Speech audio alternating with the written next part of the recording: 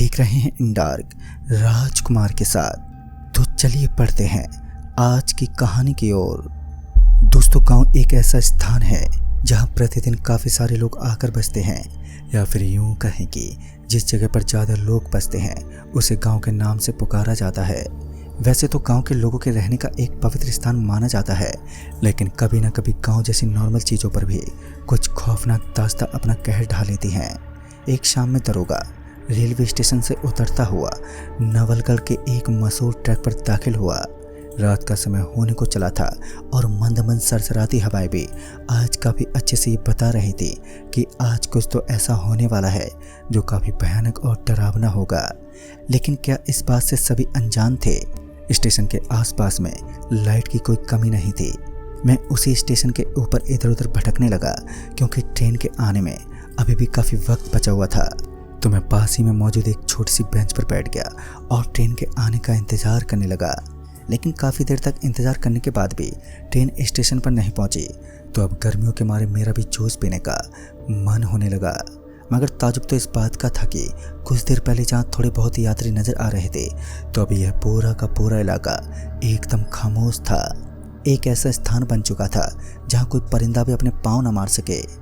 अंधेरे की एक मोटी सी चादर काफ़ी अच्छे ढंग से उस स्टेशन को सुनसान बनाए रखी थी। इतने में ही मुझे एक हल्की हल्की सी रोशनी नज़र आने लगी।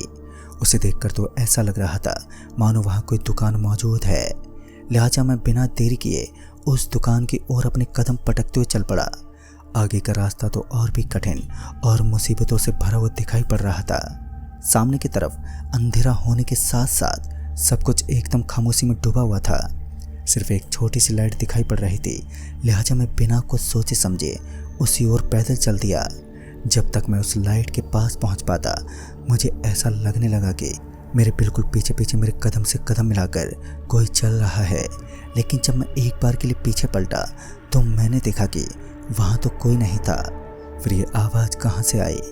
मैं इसी बात को जानने के लिए अपना ध्यान गवा बैठा और चारों तरफ का नज़ारा देखने लगा। इसी बीच मैं वापस उस लाइट की तरफ पलटा। तभी मैंने देखा कि वहाँ पर एक जूस की दुकान बनी हुई थी और उस जूस की दुकान के अगल बगल में 4 से 5 लोग बैठे हुए थे, जिनके हाथ में एक कांच का गिलास भी था।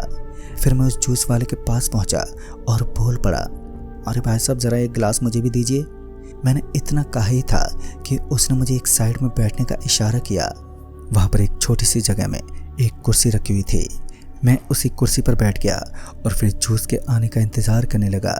गर्मी इतनी ज़्यादा थी कि मेरा गला सूख चुका था और अब मुझे जल्द से जल्द जूस की आवश्यकता थी। तो मैं उस जूस वाले को आवाज़ देते हुए बोला, अरे भाई साहब, कितना देर करोगे?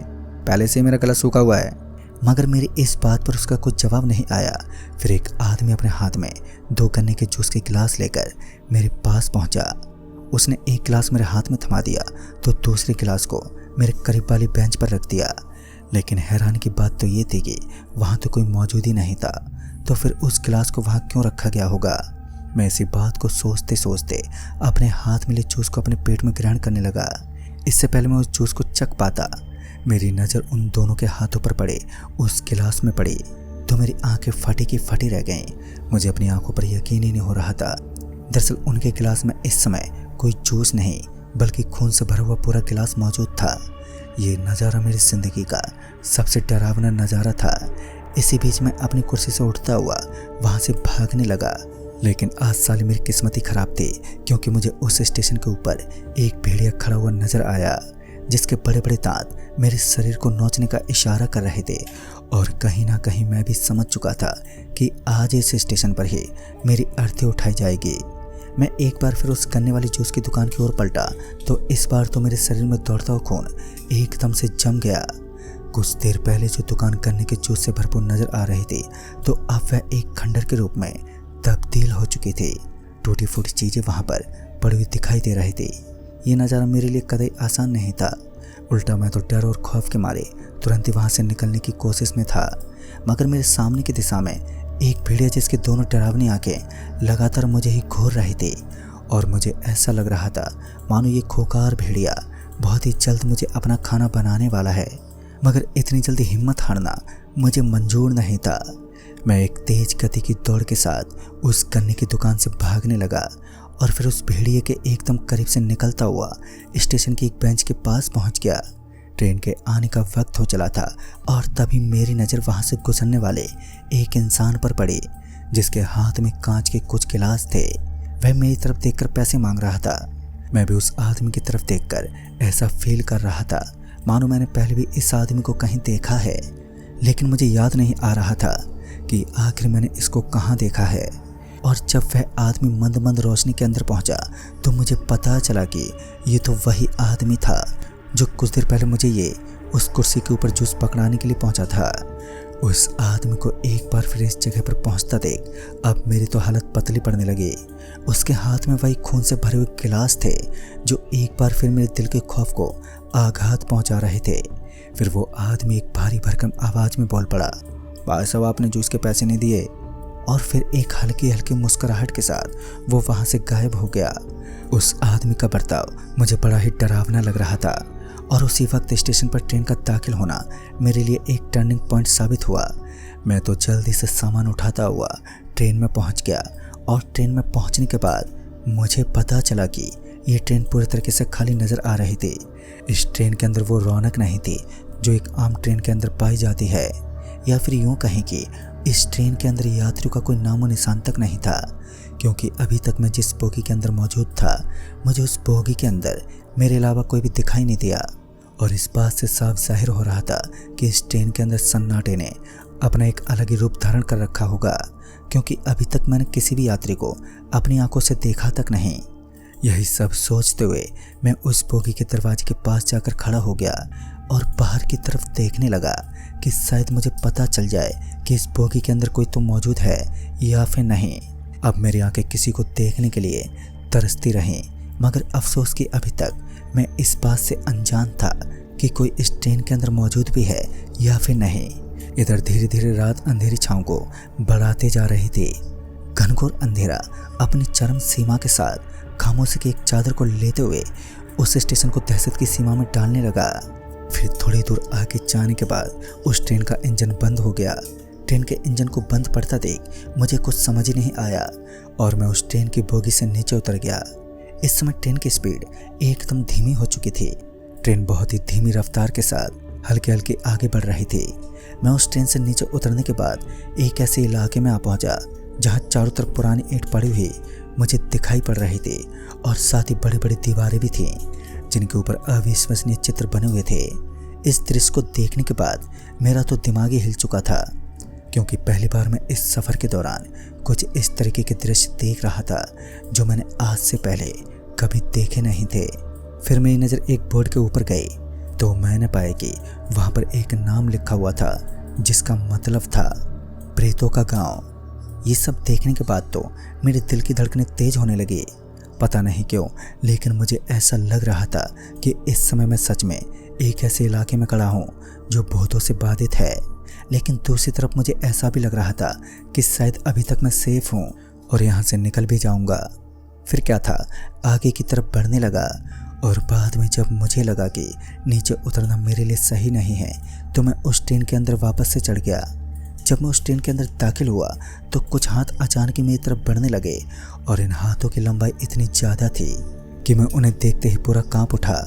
दोस्तों, सच में इस खौफनाक मंजर को देखने के बाद मेरा तो दिल दहल उठा और इस नज़ारे पर मुझे सिर्फ एक ही बात सूझ रही थी कि मुझे जल्द से जल्द किसी ऐसे स्थान पर पहुंचना होगा जहां पर इन हाथों का पहुंचना लगभग नामुमकिन हो।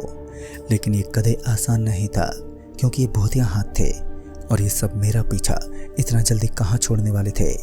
मगर मैं भी इतनी जल्दी कहाँ हिम्मत हारने वाला था। मैं चुपचाप किसी भगोड़े की तरह वहीं पर बैठा रहा। लेकिन ये काफ़ी नहीं था, क्योंकि थोड़े ही समय के बाद बाथरूम के दरवाजे ज़ोर ज़ोर से खटखटाने लगे। ऐसा लग रहा था मानो कोई बाहर खड़ा होकर दरवाज़ा खोलने का इशारा कर रहा हो।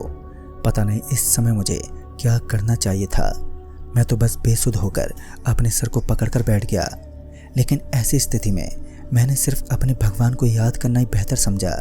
लेकिन खौफ इस कदर मेरे दिल के अंदर बैठ चुका था कि मैं चाहकर भी अपने मुंह से कुछ बोल नहीं पाया।